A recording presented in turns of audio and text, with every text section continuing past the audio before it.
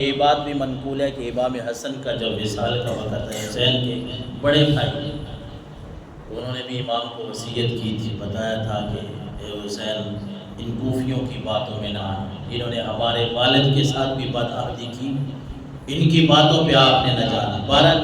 امام مکہ مکرمہ میں اب وقت گزار رہے ہیں، وہ شعبان کا مہینہ، وہ رمضان، شوال، ذیقعدہ، ذی الحج، حج کا مہینہ جب آتا ہے، کوفیوں کی چٹھیوں کے اوپر چٹھیاں آ رہی ہیں کہ حسین آپ آئیں، یہ یزید ظالم ہے، یہ فلاں فلاں گناہ کرتا ہے، حسین آپ تشریف لائے، ہم آپ کی بیعت کریں گے، ہم آپ کو ووٹ دیں گے، آپ کو خلیفہ مقرر کریں گے۔ اور پھر کسی ایک بندے کی نہیں، دو کی نہیں، کتابوں میں آتا ہے کہ 150 چٹھی انہوں نے لکھی۔ پھر امام نے یہ فیصلہ کیا کہ 150 خط آ چکا ہے، میں نواسہ رسول ہوں تو مجھے یہاں بیٹھنا مناسب نہیں ہے، حج کا سیزن، مسلمان حج کے لیے پوری دنیا سے مکہ مکرمہ کا سفر کر رہے ہیں، بیت اللہ کے طواف کے لیے آ رہے ہیں، لیکن حسین نے پہلے فرضی حج تو کیا ہوا ہے، اب نفلی حج چھوڑ کے حسین کا وہ بنا کی طرف جا رہے ہیں۔ گویا کہ حسین کو یہ بتایا جا رہا ہے کہ حسین لوگ یہاں آب زمزم پیئیں گے، آپ کو 3 دن پیاسا رکھ کے پھر شربت دیدار کرایا جائے گا۔ اے حسین یہاں لوگ اگر اللہ تبارک و تعالیٰ کے احکامات پہ عمل کریں گے، آپ حق کا علم، حق کا جھنڈا لے کر جب بلند کریں گے تو پوری دنیا میں آپ کا ڈنکا بجایا جائے گا، آپ کا پوری دنیا میں چرچا کیا جائے گا۔ اے حسین یہاں لوگ مالی عبادت کے لیے بھی آئے، بدنی بھی عبادت کریں گے، پیسے لگا کے آئے ہیں، لیکن اے حسین آپ وہاں جائیں گے تو آپ کو اپنے بچوں کی قربانی پیش کرنی پڑے گی، اور اس قربانی کا بدلہ یہ ہوگا کہ قیامت تک مسلمانوں کا بچہ بچہ حسینیت زندہ باد کے نعرے لگاتا ہے۔ اللہ اکبر۔ اور پھر امام علی مقام نے انہیں یہ فرمایا کہ چلو میں مسلم بن عقیل کو، یہ میرے خون کے رشتے کے ہیں، تو میں ان کو بھیجتا ہوں، ان کو دیکھیے۔ مسلم بن عقیل کو آپ نے سمجھایا کہ مسلم آپ جائیں، وہاں جا کے حالات دیکھیں کہ واقعی لوگ جو ہے وہ اس طرح یزید کے خلاف ہیں، آپ میری طرف سے وہاں بیعت لیں، ووٹ لیں، اور پھر مجھے آپ لکھیں گے، اس کے بعد اگلا فیصلہ کریں گے۔ اور یہ کوفی اتنے بدعہد ہیں، امام مسلم جب وہاں پہنچتے ہیں، امام مسلم نے ان کو خطاب کیا کہ لوگوں تم نے کوفیو تم نے امام حسین کو خط لکھے ہیں، میں امام حسین کا قاصد بن کے آیا ہوں،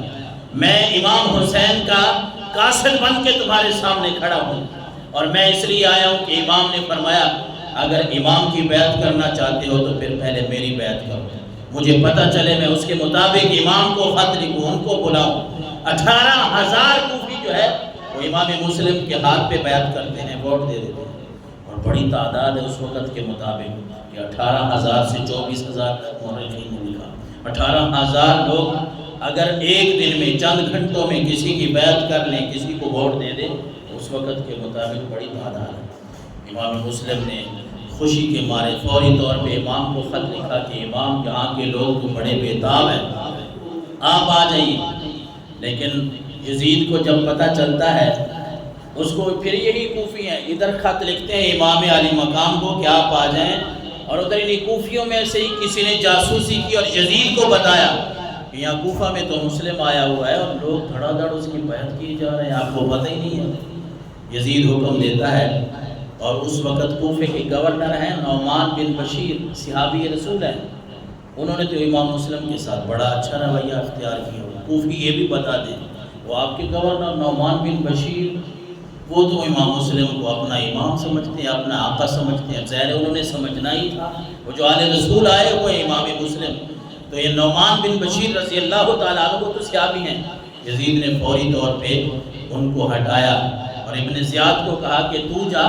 اور نعمان بن بشیر سے اپنا سارا کچھ جو سرکاری حساب ہے وہ واپس لے، تو وہاں کا گورنر ہے، اور امام مسلم کو پکڑ کے میرے پاس لے آ یا شہید کروا دے۔ اور یہ ابن زیاد جب آتا ہے، اس نے کوفہ کے لوگوں کو بس ذرا دھمکایا ڈرایا کیا ہے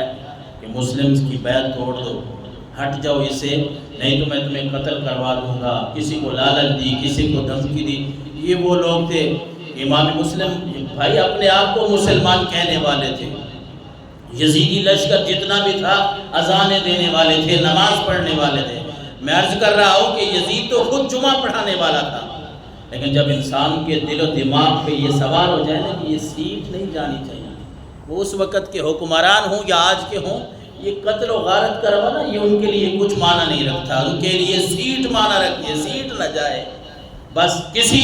شریف انسان کو، عزت دار انسان کی عزت کو اچھالنا ہے،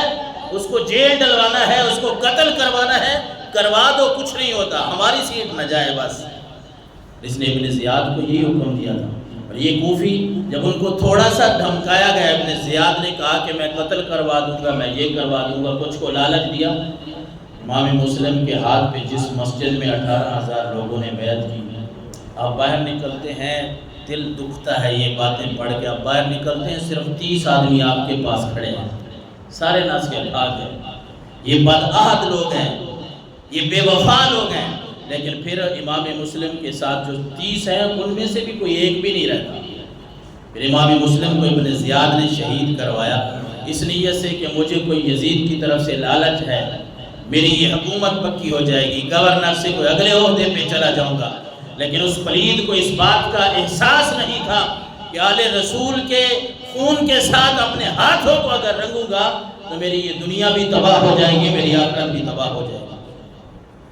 امام مسلم نے تو خط لکھ دیا تھا امام علی مقام کو، خطوط کا زمانہ تھا اور کوئی ذریعہ نہیں تھا۔ امام مسلم مکہ مکرمہ سے نکل پڑے تھے، 18,000 لوگ جو امام مسلم کی بیعت کر چکے ہیں، تو پھر تو ہمیں جانا چاہیے۔ پھر تو یزید کے خلاف جو ہے وہ آپ کو جنگ کے ارادے سے نہیں گئے۔ کچھ آج کے ملا یہ کہہ رہے ہیں کہ ان کو جنگ کے ارادے سے جو گئے تھے تو ان کو شہید نہیں یزید نے کرنا تھا، یزید کی وکالت کرنے والے بھی ہیں، اس وقت بھی تھے نہیں، بلکہ اس وقت بڑی جماعت تھی یزید کے ساتھ، 22,000 فوج تھی یزید کے ساتھ۔ تو آپ نے امام علی مقام امام حسین کے 72 لوگوں کو یاد رکھا ہے نا، اور ہے 72 شہید ہونے والے، ٹوٹل آپ کے پاس جو بچے اور بیویوں کو ملا ہے تو وہ 82 لوگ ہیں، یا 83 کسی نے لکھ دیا، 82 لوگ اس طرف ہے۔ سامنے جو یزید کی فوج ہے وہ تو 22,000 کا لشکر ہے، اور اس 22,000 کے لشکر کے ساتھ امام حسین یہاں سے بھی کوئی جنگ کے ارادے سے نہیں ہے، کوئی حکومت، ان کو حکومت کی کیا ضرورت ہے، وہ تو آل نبی ہیں، آل محمد ہیں، نواسے رسول ہیں، ساری حکومتیں ان کی جوتیوں کے خاک کے اوپر قربان ہو جائیں، انہیں کیا ضرورت ہے۔ لیکن آج کل کچھ لوگ زبان اس طرح کھولتے ہیں، لیکن ہم آل رسول سے محبت رکھنے والے لوگ ہیں، ہم ان باتوں پہ یقین نہیں رکھتے۔ امام مسلم کو شہید کر دیا گیا، امام علی مقام بھی مکہ مکرمہ سے نکل پڑے، راستے میں آپ کو خبر ملی، وہ ایک فرزدق شعر ہے، شاعر، وہ آپ کو ملا تو آپ نے پوچھا کہ سنا کوفہ کی کیا حالات ہیں؟ وہ شاعر ہے، اس نے جواب بھی انہی جملوں میں دیا، اس نے کہا حضور کوفہ کے لوگوں کی زبانیں آپ کے ساتھ ہیں، تلواریں یزید کے ساتھ ہیں، یہ میں تجربہ کر کے آیا ہوں۔ لیکن امام جب آگے بڑھتے ہیں، اور یہ پھر کچھ ایسی باتیں بھی ہوتی ہیں قدرت کی طرف سے، جس طرح